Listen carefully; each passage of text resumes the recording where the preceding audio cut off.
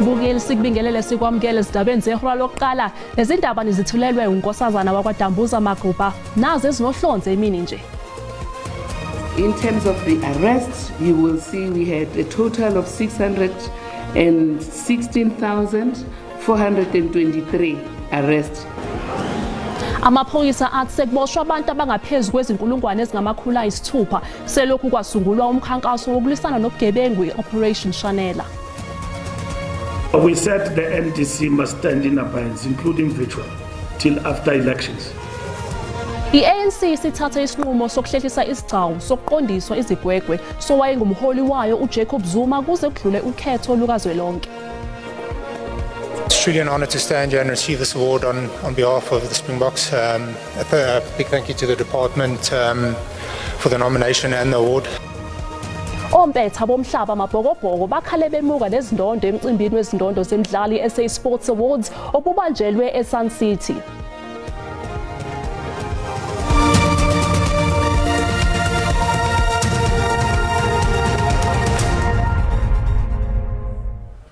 Amaphoyisa athi sekuboshwa abantu abangaphezulu kwezinkulungwane ezingamakhulu ayisithupha selokhu kwasungulwa umkhankaso wokulisana nobugebengu Operation Shanela. Kuleli sonto kuhlangana unyaka lomkhankaso wasungulwa.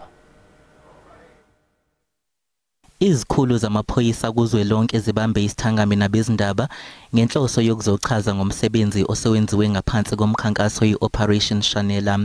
Ungqongqoshe wamaphoyisa uBhekicele uthi nakuba-ke lo mkhankaso uthela izithelo kepha-ke luselude ukhalo.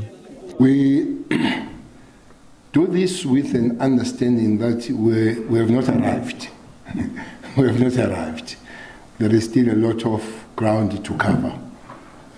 But things that we do alone and privately every Monday, wanted to share it out there what we do.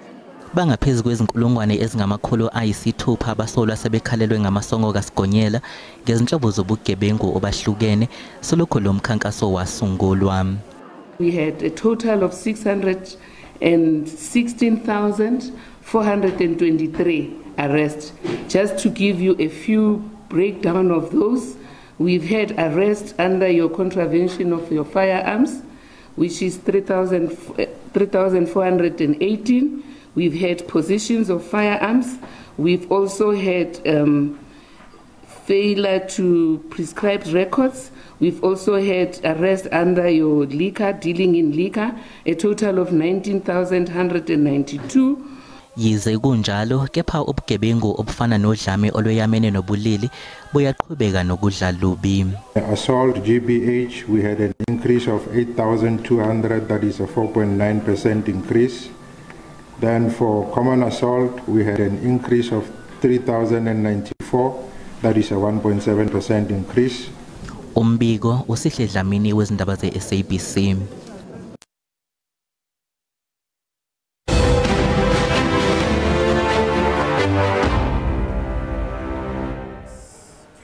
Ukubizelwa esigcawini sokuqondiswa kwezigwegwe kosengumholi we-MK Party aphinde abe ilungu le-ANC uJacob Zuma sekuzoze kuhlalelwe ngemva kokhetho. Isigcawu sokuquliswa kukaZuma bekulindeleke ukuthi siqale kusasa. I-ANC imemezele ukuthi ukuhlehliswa kwaso kube ngenxa yokubhekelela ezokuphepha. Ukuhlehliswa kwesigcawu sokuqondiswa kwezigwegwe obekufanele kuqale ngolwesibili ngeke kusaqhubeka njengoba bekumenyezelwe kanjalo ekuqaleni. No, we said the MDC must stand in abeyance, including virtual, till after elections. We don't expect anything to take place on Tuesday, as the instruction has been communicated. Umbalula akazange nabe kakhulu maqondana nezathu zokwesabela ukuphepha ngokuqhubeka kwesithangami obekufanele sihlalele udaba lukaZuma. I mean, security concerns come from the state side and even our own security. And it's not up to me to reveal that. Noma kunjalo amalungu e-MK Party athi ayaqhubeka nokulungiselela ukulibangisa ekomkhulu le-ANC eLuthuli House. The mere fact that they can request President Zuma's presence at Luthuli House, for their kangaroo court DC, before the elections is absurd.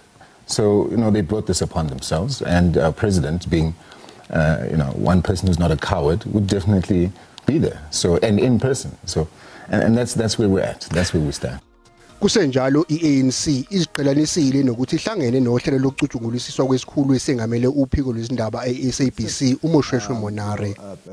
SABC as the client of state security, if it decides the board and the management that everybody at SABC at whatever level must be vetted, that's the decision of the SABC. Now, the ANC does not get involved.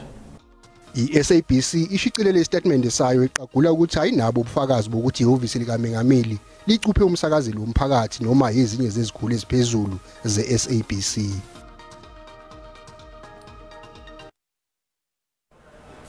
Owabe eyiphini likaMengameli weANC uDavid Mabuza uthi iANC isazoba khona futhi iqhubeke nokubusa nakuba sekusungulwe iqembu elisha lezombusazwe umkhonto wesizwe. uMabuza uthi lesi isikhathi esidabukisayo emlandweni weANC ngenxa yempe phakathi kwaleli qembu kanye nowabe engumengameli walo uJacob Zuma. uMabuza usho lokhu ngesikhathi ekhankasa eCenturion ngaphambi kokhetho lukazwelonke. uDavid Mabuza owaziwa njengomafavuke kwezombusazwe usephinde wavumbuka futhi ngesikhathi iqembu lakhe iANC likhongethwe izingqinamba nhlangothi zonke. uMabuza wake waba yiphini likaMengameli weANC uchaze uhlelo lokuqondisa izigwegwe uZuma njengesikhathi esidabukisayo emlandweni weqembu. Well, the ANC has survived so many blows, and I'm sure we'll survive this one. Like I said, it's the decision of the former president to leave the ANC. Whatever the reasons, well, we can't blame him.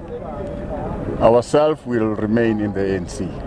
Kwezombusazwe uMabuza uthi iANC yasinda ekubunjweni kweCongress of the People ngemuva ka-2007 ngakho ke ukubunjwa kweMK akubethusi beyiqembu. We went through the formation of COPE, which was very formidable in my take. EFF, not really formidable. MK, not really formidable in my take. We will survive this one.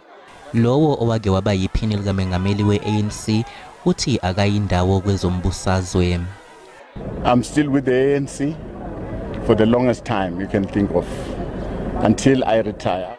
uMabuza uzobhekisa umkhankaso wokhetho esifundazweni adabuka kuso iMpumalanga kanye naKwaZulu-Natal. Umholi weEFF uJulius Malema uthi ukunikeza abantu bebala entsundu umhlaba kufanele kubonwe njengendlela yokubabuyisela isithunzi sabo nokubanikeza ithemba. uMalema ubekhuluma nezakhamuzi zaseCarltonville eNtshonalanga Randi. Ikudzongo kwindawo eseCarltonville yake yaba ngenye yendawo zeyimayini ehlabahlosile.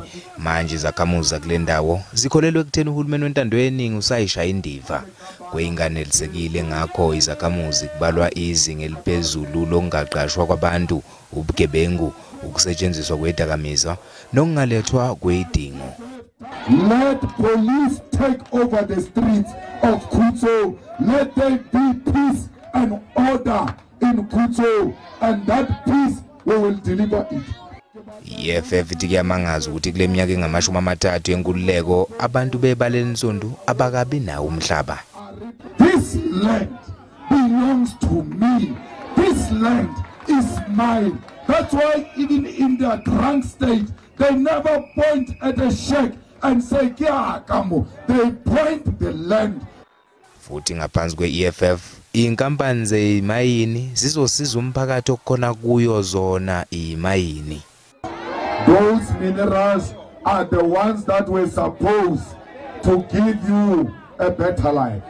Nemswantelis verily sheba ribone bat balungur batwa monanly gold, because the minerals must help to uplift society. uMalema unxusa izakhamuzi ukuthi iguqule isimo sempilo yazo ngokuthi ziyovota ekupheleni kwephezulu.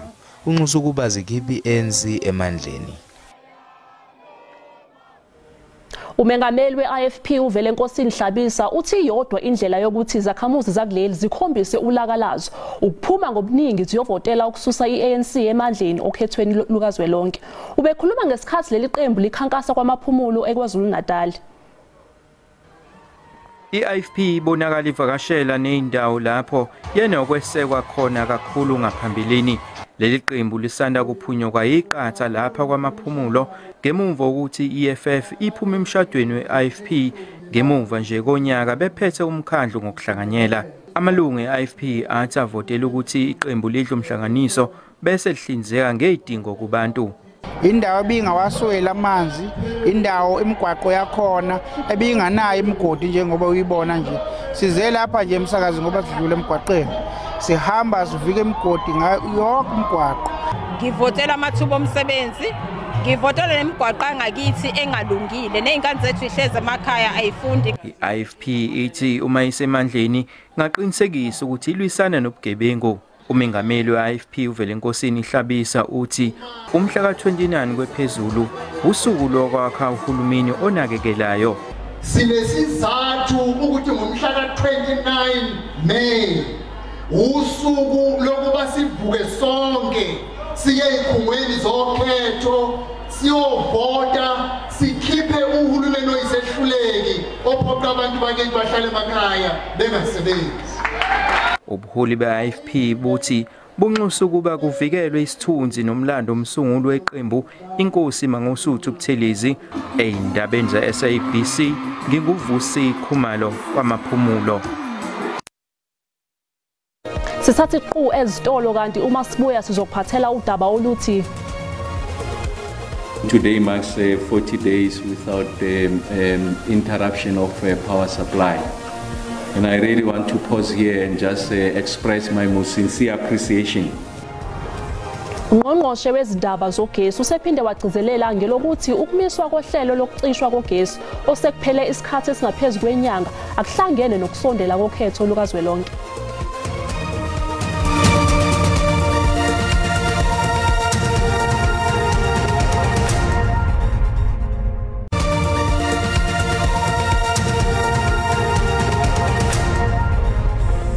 Sikubingelele sikwamukele uma ngabe usanda kungena odabeni oluhamba phambili besibike ukuthi amaphoyisa athi sekuboshwa abantu abangaphezulu kwezinkulungwane ezingamakhulu ayisithupha selokhu kwasungulwa umkhankaso wokulwisana nobugebengu i-Operation Shanela.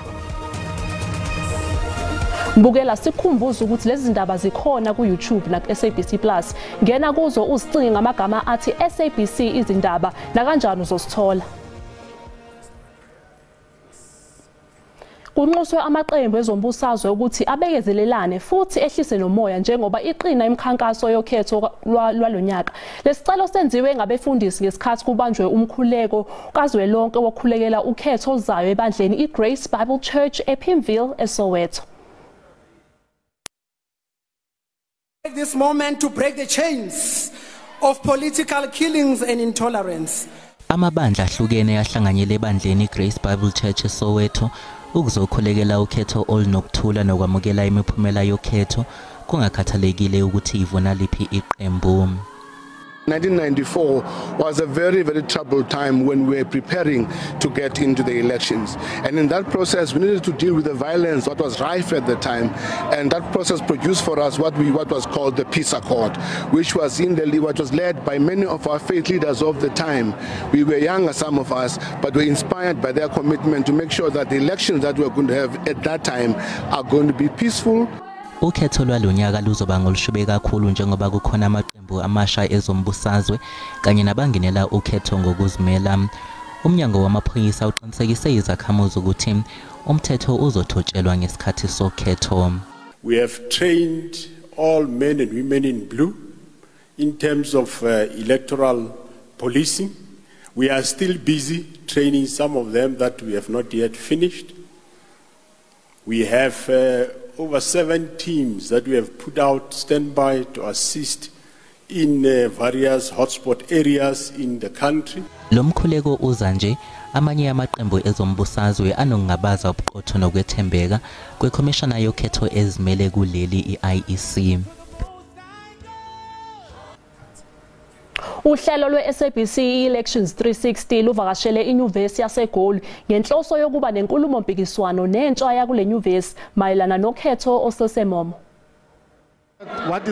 Kubantu abayizigidi eziyishumi nomuvu abaneminyaka ephakathi kweyishumi nesishiyagalombili kuya kwe-29 ubudala bayizigidi ezinhlanu kuphela ababhalisele ukuvota. Kusenjalo uhlelo lwe-SABC Elections 360 luvakashele iNyuvesi yaseGoli ngenhloso yokuba nenkulumo mpikiswano mayelana nokhetho selusemome. Whether you vote or whether you don't vote, the government of the day has a fundamental impact in your life. So why would you not want to have a say on what your life looks like? Obemeli EFF ubeka amabali isithembiso samnyaka yonke se-ANC sokuthi izokwenza amathuba emisebenzi. A person who's representing a party that has been in power for almost 30 years today and still speaks about creation of jobs that are 2.5 million. Obeso hlangothwini lweRise Mzansi uVuyiswa Ramoruba uthe intsha yakuleli akufanele ishaywe indiva. Young people need to see dividends for their participation, and unfortunately, because of our no growth, economic growth, and the fact that there's high unemployment rate, that has not been the case. So Rise Mzansi is saying we need to grow this economy, we need to create real long-term sustainable employment opportunities for young people. Zingamashumi insuku eyisele kuze kufike usuku lokhetho. Silindo kuhle ngide indabeni ze-SABC. Ungqongqoshe wezindaba zogesi uDokotela Khosiyenzo Ramakgopa uphinde wagcizelela ngelokuthi ukumiswa kohlelo lokucishwa kogesi osekuphele isikhathi esingaphezulu kwenyanga akuhlangene nokusondela kokhetho lukazwelonke. Ungqongqoshe uRamakgopa ubethula umbiko wakhe wamasonto onke maqondana nalokho okwenziwa umnyango wakhe ukubuyisa uzinzo lwezamandla. Namhlanje usuku lwama-40 selokhu i-Eskom yamisa uhlelo lokucisha kogesi okuhleliwe ezweni. Ungqongqoshe uRamakgopa uthe konke lokhu kuyizithelo zokuzikhandla kwalabo abajutshela umsebenzi ngaphakathi ku-Eskom kanjalo nezisebenzi zayo. Today marks 40 days without the interruption of power supply. And I really want to pause here and just express my most sincere appreciation on behalf of Cabinet and I'm sure the people of the country to the men and women at Eskom for the work that they are doing, the diligent commitment, ensuring that they do everything possible to address the challenge of load shedding. Ungqongqoshe Ramakgopa udalule okuyiyona nselelo enkulu ebibhekene ne-Eskom ngenkinga yokucisha kogesi nahlonze ukuthi njengoba sebekwazile ukuthola umnyombo wayo izinkinga zizoqala ukuxazululeka. Is to ensure that we address the issue of the units failing, what in technical speak they refer to as unplanned capacity loss factor. So this, like I said before, it talks to the reliability of the units just failing on their own, and or issue like the efficiency of the units not giving us the megawatts that we want. Although they are not failing, they are not going off the grid, but they are not performing at the levels that we want.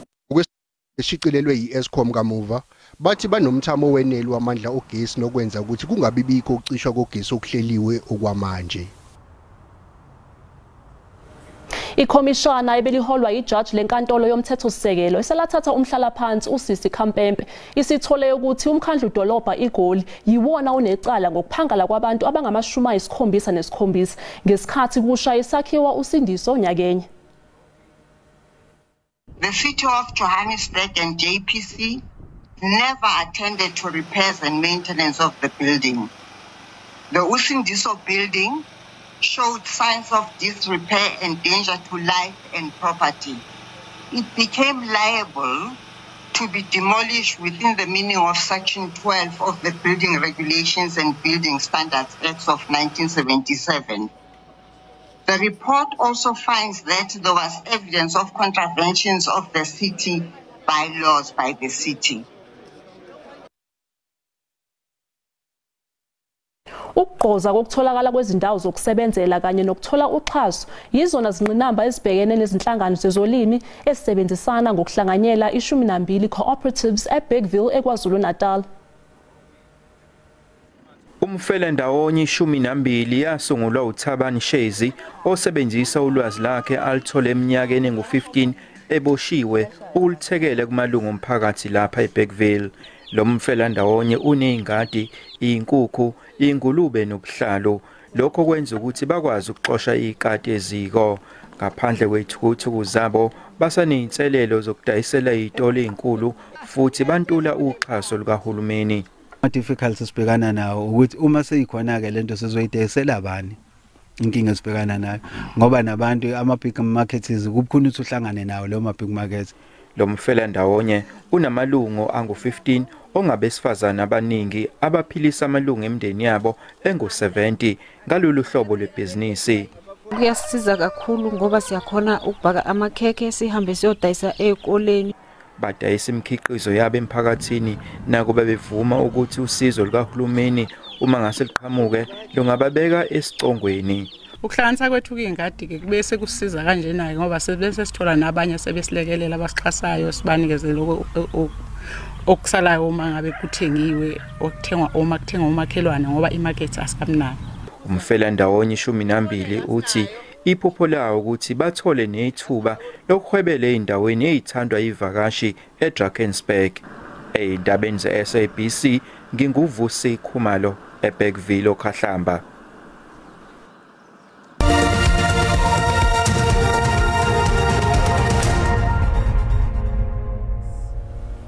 Ompetha bomhlaba amabhokobhoko bakhale bemuka nezindondo emcimbini wezindondo ezemidlalo eSports Awards obubanjelwe eSun City. Iqembu lamabhokobhoko liyaqhubeka nokwenza kahle kanye nokunikeza izwi ithemba. Lokho kuphinde kwaqhakambiswa emcimbini wezindondo zemidlalo lapha amalungu aleli qembu ezuze khona izindondo eziyishagalombili. Ukapteni uSiyakholisi unqobe izindondo ezibili.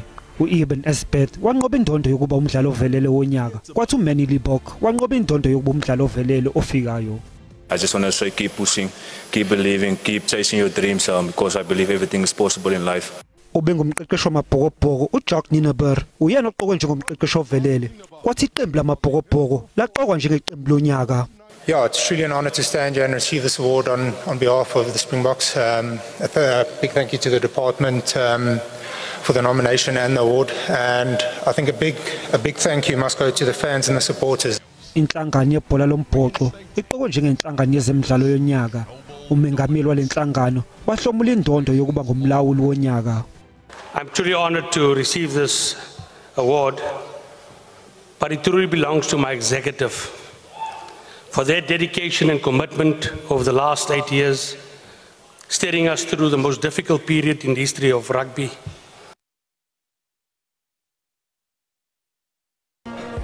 Mbukela umhlahlo wesimo sezulu uyalandela emva kwekhefu.